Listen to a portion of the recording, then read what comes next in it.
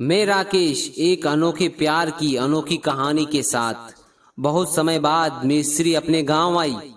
अपने गांव की गलियों को पार करते हुए जब वह गुजर रही थी तो उसकी आंखों में बचपन का अल्हड़पन और किशोरावस्था की मस्ती नाचने लगी।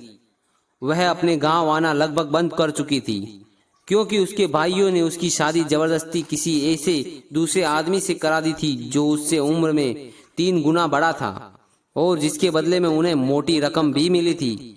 बस वह चुपचाप यह शादी निभाती गई। लेकिन आज वर्षों बाद जब वह अपने गांव बसने आई तो अपने प्रेमी को मिले बिना मन नहीं मान रहा था। उसके पैर खुद ब खुद उस दिशा में बढ़ते गए जहां विष्णु का घर था। कोई है, खट खट खट खट, और फिर से दरवाजा खटखटाती है। दरवाजा धक्के से खुल जाता है। भीतर एक खटिया पर बूढ़ा सा आदमी लेटा हुआ था। वह देखती है, यह तो विष्णु ही है। क्या हालत कर दी है विष्णु, पहचाना? मैं हूँ तुम्हारी मिश्री। आज वर्षों बाद उसे देखकर विष्णु ने कुछ देर तो पहचाना ही नहीं। वर्षों बाद गांव तुम्हारा प्यार ही खींच लाया है। मैं तुम्हारी सुध लेने आई हूँ। वह केवल उसे ताकता रह गया। वर्षों तक हमने एक दूसरे से कोई संपर्क नहीं रखा ताकि हमारी गृहस्थी में कोई आंच ना आ जाए। आज जब मैं बिल्कुल अकेली हूँ, मेरा दिल किया कि मरने से पहले तुमसे एक बार मिल लूं। पलंग पर पड़ा विष्णु धीरे धीरे आंख बंद करता है। उसकी हालत बहुत खराब थी।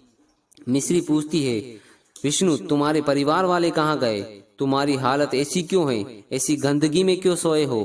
क्या तुम्हारा काम करने वाला कोई नहीं है? नहीं मिश्री, मेरा कोई नहीं है। माँ और बहन भी समय के साथ मुझे छोड़कर चले गए। मैंने विवाह तक नहीं किया मिश्री। तुमसे वादा किया था ना कि तुम्हारे अलावा किसी का हाथ नहीं थामूंगा। क्या कह रहे हो विष्णु? तुमने मुझसे कहा था कि तुम अपनी गृहस्थी में खुश रहना, मैं भी खुश रहूंगा। यह कैसी खुशी है? विष्णु ओले से मुस्कुराते हुए उसका हाथ दबा देता है। क्यों तुमने पूरा जीवन अकेलेपन में ही काट दिया? मुझे एक बार मिल तो लेते, शायद मैं लौट कर आ जाती। नहीं मिश्री, मैं नहीं चाहता था कि समाज में तुम्हारी बदनामी हो, लोग तुम्हारे लिए उल्टा सीधा कहे। मुझे पता था तुम समझदार हो, अपना जीवन अच्छे से व्यतीत कर लोगी। मेरा क्या है, माँ ने बहुत ख्याल रखा, फिर बहन ने भी ख्याल रखा। अब आसपास के लोगों ने खाना पीना देकर मेरी इस हालत में भी मेरा साथ दिया। कभी कभी लगता है वक्त आ गया है, पर नहीं नहीं नहीं, ऐसा मत कहो विष्णु। हम अभी डॉक्टर के पास जाएंगे और तुम्हारा इलाज कराएंगे। हाँ, लेकिन पिछले 2 दिनों से मेरी ताकत ही नहीं है कि मैं चलकर बाहर जा सकूं। चलो विष्णु, आओ, मैं तुम्हें अपने हाथों से नहलाकर तैयार करूंगी। यह कहकर धीरे धीरे मिश्री विष्णु की बाह कर पकड़कर उठाती है और विष्णु को घर के बाहर बने खुले बाथरूम में उसे बड़े प्रेम से नहलाकर साफ करती है। दोनों की बूढ़ी आंखों में बचपन से लेकर जवानी के सारे दृश्य घूम जाते हैं, जब दोनों ने बहुत सारा समय एक साथ इसी तरह बिताया। लकड़पन में एक दूसरे को खूब भिगोया और खेला। क्या होली, क्या दिवाली, सब साथ ही मनती थी। गांव वाले फुसफुसाहट भी करते, पर विष्णु की माँ मिश्री को बड़ा पसंद करती थी। लेकिन मिश्री के भाइयों को मंजूर नहीं था कि मिश्री किसी दूसरी जात वाले लड़के से घुले मिले और शादी करे। वह तो बस अपनी बिरादरी का ही वर चाहते थे, जो उनको मिश्री के बदले पैसा भी दे और बिरादरी में नाक भी ना कटे और बला भी टले।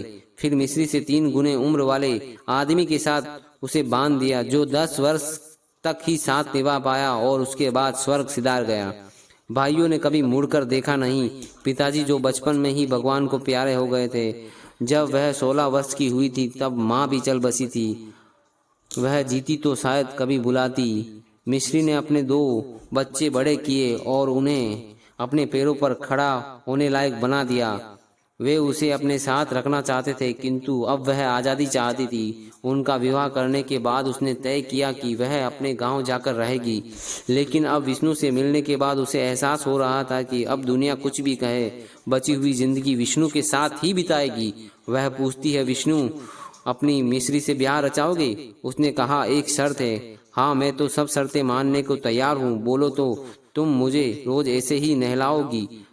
दोनों जोर जोर से हंसते हैं। फिर क्या था, अनोखा प्यार उस मोड़ पर आ मिला जहां लोग जीने की उम्मीद तक छोड़ देते हैं। तो आपको यह कहानी कैसी लगी कमेंट में जरूर बताएं। Bye bye.